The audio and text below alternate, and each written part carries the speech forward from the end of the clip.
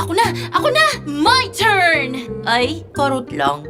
No one's rooting for me. Kamote naman nga. Tayo umabot sa plato, pero di pa rin pinapansin. Baka nga tama sila. I'm not good enough. Baka naman di pa sila tapos. Ang dami pa natin, oh! On average, 79 kilos ng pagkain ang naaaksaya ng isang tao sa loob ng isang taon at over 1 billion meals worth of edible food ang nasasayang araw-araw. Sapat upang pakainin ang humigit kumulang na 2 bilyong taong walang sapat na pagkain. Sa Pilipinas, tinatayang 2,175 tons of food waste ang napoproduce araw-araw. Malaking parte nito ay household plate waste, with rice, vegetables, and meat being the top 3 most wasted food. Kung mga paborito lang yung laging nauubos kainin, paano naman kaming mga hindi napiling pagkain? Maraming nagiging epekto ang food waste. Nagpapalala ito ng global warming dahil 8 to 10% of global greenhouse gas emissions ay dito nanggagaling. Hindi lang pagkain ang naaaksaya tuwing may food waste dahil masama rin ang dulot nito sa ating natural resources. Nasasayang pati ang energy, water supply, diesel at iba pang fossil fuels kaya dagdag ito sa pagkasira ng kapaligiran.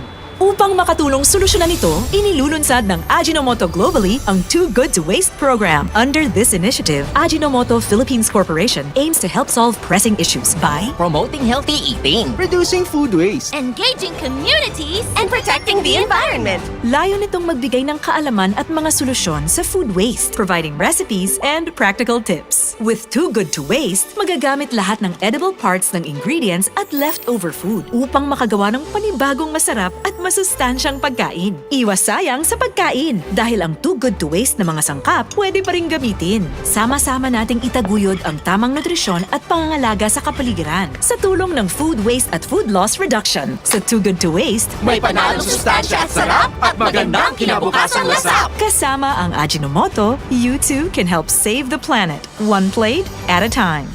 Ajinomoto.